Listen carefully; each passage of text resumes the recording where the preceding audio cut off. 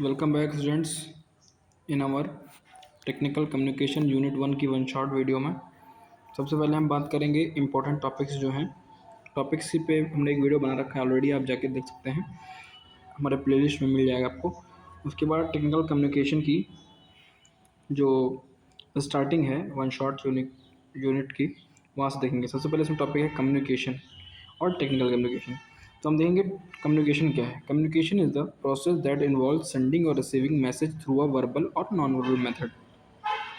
जो कम्युनिकेशन है एक प्रक्रिया है जिसके माध्यम से सेंडर और रिसीविंग यानी किसी को मैसेज आपको भेजना और किसी के द्वारा उसे डिकोड करना, जो कि वर्बल और नॉन वर्बल यानी कि रिटन फॉर्म में भी हो सकता है और ओरली फॉर्म में भी हो सकता है। It is a two way process, ये टू वे प्रोसेस होती है। लाइक टॉकिंग और राइटिंग एंड लिसनिंग और रिकॉर्डिंग और रीडिंग, जैसे कि लिखना, बातें करना, सुनना और पढ़ना। The word communication has been derive from Latin word. ये जो कम्युनिकेशन वर्ड है ये लैटिन वर्ड से आया है, जिसका मतलब है कम्युनिकेयर, विच मीन्स शेयरिंग। कम्युनिकेयर का मतलब शेयरिंग होता है। शेयरिंग को हम कम्युनिकेशन कह सकते हैं। और उसके बाद हम देखेंगे टेक्निकल कम्युनिकेशन क्या है। Technical communication, technical communication is a communication that convey complex technical info in the easy और अंडरस्टैंडिंग मैनर। जो टेक्निकल कम्युनिकेशन है वो एक प्रकार की ऐसी वार्ता है जो सीधे एक फॉर्मल वे में हमको मैनर एक पूर्णता अंडरस्टैंड करने की प्रोसेस होती है। रोल ऑफ कम्युनिकेशन हम पढ़ेंगे। उसके बाद नेक्स्ट टॉपिक है role of communication. Role of communication में सबसे पहले एक्सचेंजिंग इन्फॉर्मेशन, यानी कि जो हम किसी कोई इन्फॉर्मेशन एक्सचेंज करते हैं तो वो रोल ऑफ कम्युनिकेशन के अंदर आता है। गो एज अचीवमेंट यानी कि कंप्लीट करना, डिसीजन मेकिंग लेना, मार्केटिंग बिजनेस में कम्युनिकेशन की नीड है। Help us to build relationships को बिल्ड करने के लिए कम्युनिकेशन की रोल है। Help us to connect other दूसरे लोगों से जो हमारे जानने वाले ना हो, उनसे भी अगर हमें संपर्क करना है, रिलेशनशिप बिल्ड करनी है, तो हम उसके रोल ऑफ कम्युनिकेशन इसमें महत्वपूर्ण भूमिका में है। एक्सपीरियंस को शेयरिंग करना, हम अपने एक्सपीरियंस को दूसरे तक शेयर करेंगे, वो भी शेयरिंग ऑफ कम्युनिकेशन है, as a role of communication में है। उसके बाद पर्पज़ ऑफ कम्युनिकेशन। पर्पज़ देखेंगे हम, थ्री पर्पजेस होती है कम्युनिकेशन की। कम्युनिकेशन के थ्री पर्पजेस हैं। सबसे पहले आएंगे, देखेंगे टाइप्स ऑफ कम्युनिकेशन। टाइप्स देखेंगे on the basic of organization structure, on the basis of flow information, on the basis of media. तीन प्रकार के देखेंगे हम। तीनों प्रकार में हम देखेंगे नीचे क्या है। उसके बाद हम आएंगे नीचे बेसिस ऑफ ऑर्गेनाइजेशन स्ट्रक्चर में फॉर्मल कम्युनिकेशन और इनफॉर्मल कम्युनिकेशन। उसके बाद on the basis of flow of information, एक वर्टिकल, हॉरिजेंटल और डायगोनल, थ्री टाइप्स की होती हैं। उसके बाद हम आएंगे on the basis of media, media के आधार पे, एक वर्बल कम्युनिकेशन, एक नॉन वर्बल। वर्बल में आएंगे ओरल कम्युनिकेशन, जैसे कि टेलीफोन हो गया आपका, सेमिनार हो गया जिसमें 10-20 लोग वर्क करते हैं, ये ओरल कम्युनिकेशन है। किसी से हम बातचीत करें फ़ोन पे एक दूसरे से, या एक साथ 10 लोगों को बताएं कि क्या कैसे है, वो हो गया हमारा oral communication. Written communication in the sense कि जैसे रिपोर्ट्स हो गई हमारी, नोटिस हो गई, या कोई फाइल हो गई, ये सब हमारा रिटन कम्युनिकेशन में आएंगे। उसके बाद नॉन वर्बल में देखेंगे, नॉन जैसे sign language, body language, facial expression, यानी कि जैसे हम कोई इंडिकेशन दें, कोई चिन्ह बना दें, तो वो हो गया हमारा नॉन वर्बल कम्युनिकेशन में। हम अपने चेहरे द्वारा कोई जैसे स्माइल दे रहे हैं या दूसरी तरफ से चेहरा कर रहे हैं, तो उस हिसाब से हम ये फेशियल एक्सप्रेशन में आ गया। बॉडी लैंग्वेज, हम हाथ से साइन दे रहे हैं कि पानी पीना है, उसका साइन अलग है, या किसी ऐसे व्यक्ति को समझाना जो ना समझ पा रहा हो, तो वो हो गया हमारा बॉडी लैंग्वेज। तो तीन प्रकार की ये थी वर्बल नॉन वर्बल कम्युनिकेशन। उसके बाद हम देखेंगे सेवन सीज ऑफ कम्युनिकेशन। ये इंपॉर्टेंट टॉपिक है हमारा, सेवन सीज ऑफ कम्युनिकेशन का। ये अक्सर पूछा जाता है कि सेवन सीज ऑफ कम्युनिकेशन क्या है। तो सबसे पहले हम देखेंगे सेवन सीज ऑफ कम्युनिकेशन, कि सेवन सीज क्या है कम्युनिकेशन के। तो सबसे पहले उसमें आता है क्लियरिटी, यानी कि स्पष्टता। फर्स्ट नंबर पे स्पष्टता रहती है। क्लियरिटी यानी कि क्लियर होना चाहिए, जो भी मैसेज हो वो तुरंत समझ में आ जाए। अवॉइड कन्फ्यूज़न, यानी बिल्कुल भी कन्फ्यूज़न ना होनी चाहिए। सेकंड आता है conciseness, sorry conciseness third number पे है। चलिए कंसाइजनेस की बात कर लेते हैं। कंसाइज मतलब यूज़ फ्यू वर्ड्स, मतलब कुछ ही शब्दों का यूज़ करके हमें फुल मीनिंग मिले, वो हो गई कंसाइजनेस। इसे हिंदी में संक्षिप्तता कहते हैं, मतलब कुछ वर्ड का यूज़ करके और डायरेक्ट हमें सीधे फुल मीनिंग मिल जाए, कोई अननेसेसरी डिटेल्स ना हो उसमें।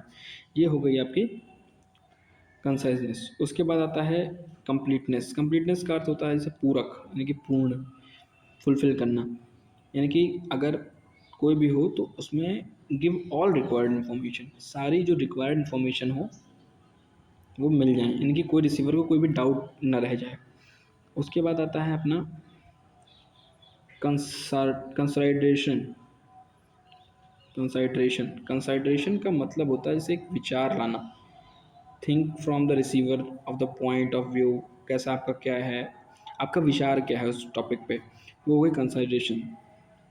उसके बाद आता है आपका करेक्टनेस। करेक्टनेस का मतलब है शुद्धता, एकदम सटीक सही, जैसे जो इन्फॉर्मेशन है वो बिल्कुल एक्यूरेट होनी चाहिए और डेटा पे ग्रामर हो, सही हो, सब कुछ सही होना चाहिए।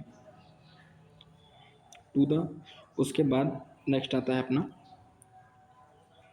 नेक्स्ट है कंक्रीटनेस। कंक्रीटनेस बोलते हैं इसे हम, ये हो गया कंक्रीटनेस। कंक्रीटनेस का मतलब है टू द पॉइंट। कंक्रीटनेस जैसे कंक्रीट, ठोसपन जैसे इसे कह सकते हैं। Be specific and clear, use fact and figure if possible, यानी कि एकदम एक्यूरेट होना चाहिए, पॉइंट टू पॉइंट होना चाहिए, कोई इधर उधर से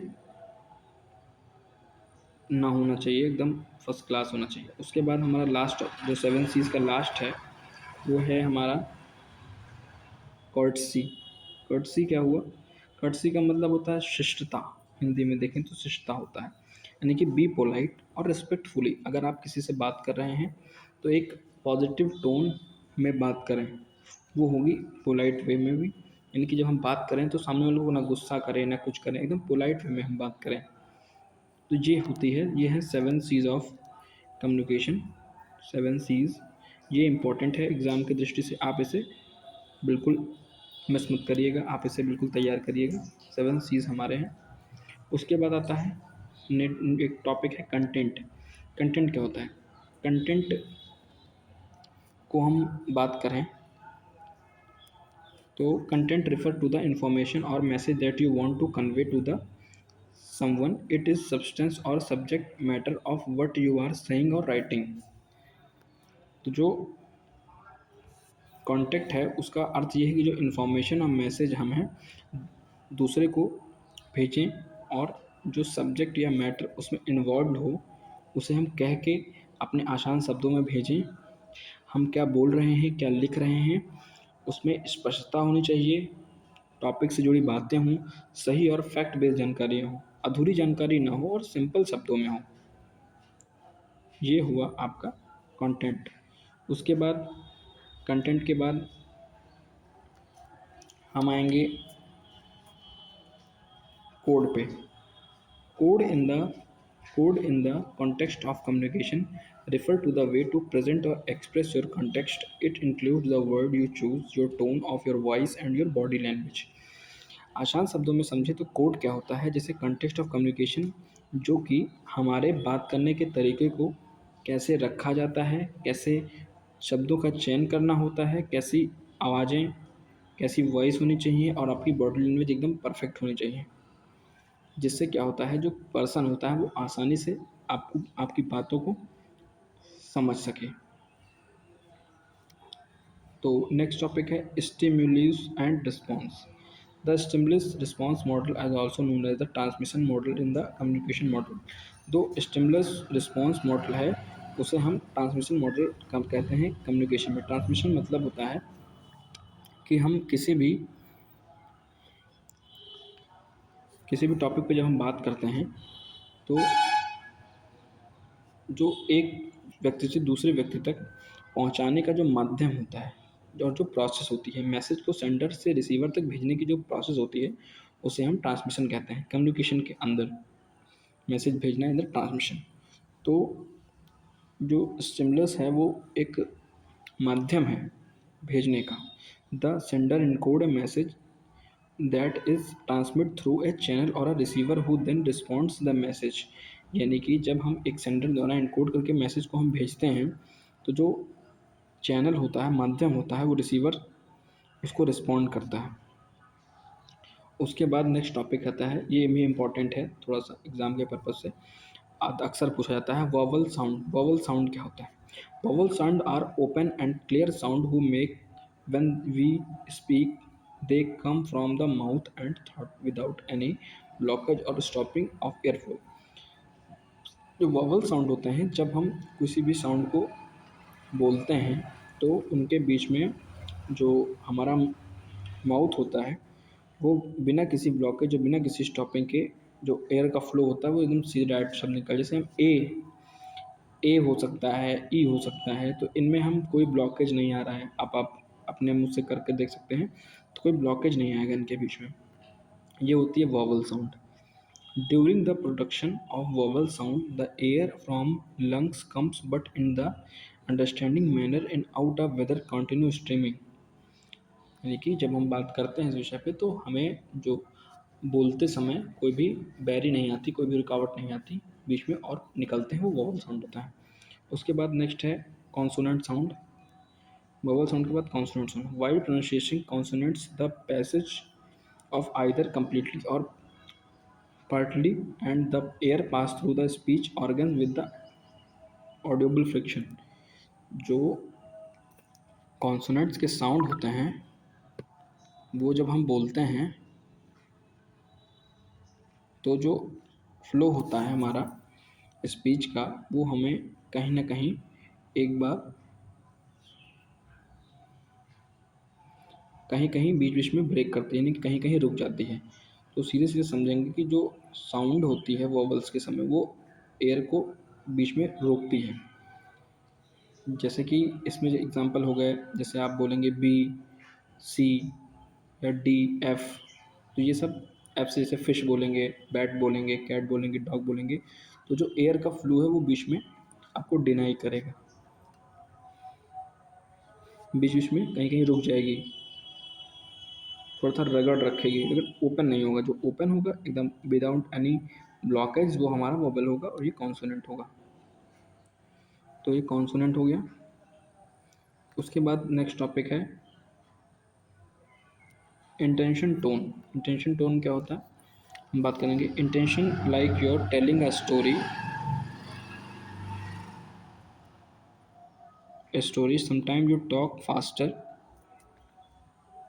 और slower in the voice gets higher और lower depending on what's happening in the story.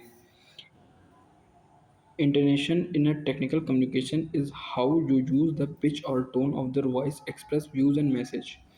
इसका सीधा अर्थ है कि जो जब हम बोलते हैं तो हमारी आवाज़ कभी ऊपर जाती है, कभी नीचे आती है, तो जो इनके बीच में जो बदलाव होता है वो इनोटेशन होता है। जब हम कोई बात बोलेंगे तो उसके जो बदलाव होता है, और इसे जो नीचे एक राइजिंग और फॉलिंग टोन होता है, ये इंटोनेशन के टाइप्स होते हैं। हमारी रुकावट, और जब ये हम आगे पढ़ेंगे फॉलिंग और राइजिंग टोन में तो हमें क्लियर होगा ये चीज़। आगे बढ़ते हैं। राइजिंग टोन, देखिए नेक्स्ट टॉपिक राइजिंग टोन का ही है। ये राइजिंग टोन भी इम्पॉर्टेंट टॉपिक है, आप इसे देख सकते हैं। Rising, when your voice goes up like you are asking a question और showing surprise, it's a rising tone, it's like a good.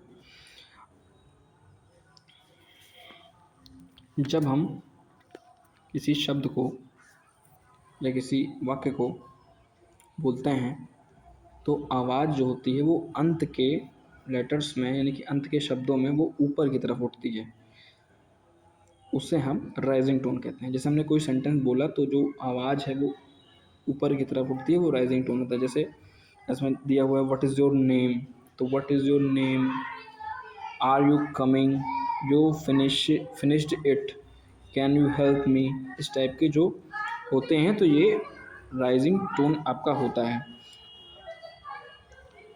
उसके बाद आएगा नेक्स्ट टॉपिक है जो वो है फॉलिंग टोन। ये लास्ट टॉपिक है और यूनिट 1 यहाँ से कंप्लीट हो जाएगी। फॉलिंग टोन क्या होता है? जब हम कोई सेंटेंस को बोलते हैं, when your voice goes down like you are making a statement और giving a command in a falling tone. तो जब हम कोई सेंटेंस बोलते हैं तो जो उसके लास्ट में यानी कि अंत में, स्टेटमेंट के अंत में जो आवाज़ होती है वो नीचे की तरफ गिरती है। जैसे कि I am ready, I am going home, close the door, तो ये सब नीचे की तरफ गिर रही हैं। तो ये हो गई हमारी फॉलिंग टोन। तो फॉलिंग टोन इस तरह की थी। तो इसमें यूनिट 1 में जो हमारा सबसे इम्पोर्टेंट टॉपिक था, यूनिट 1 आपका हमारा कंप्लीट होता हुआ नेक्स्ट यूनिट आएगा। और आप इम्पोर्टेंट क्वेश्चन देख सकते हैं। इंपॉर्टेंट क्वेश्चन टेक्निकल कम्युनिकेशन के दिए हुए हैं, आप जाइए और उसे विजिट करिए और चैनल को सब्सक्राइब करिए। और अगर वीडियो अच्छी लगे तो लाइक करिए। Thank you. इससे आगे सबसे इम्पोर्टेंट टॉपिक्स मैंने दिए हैं आपको। Thank you.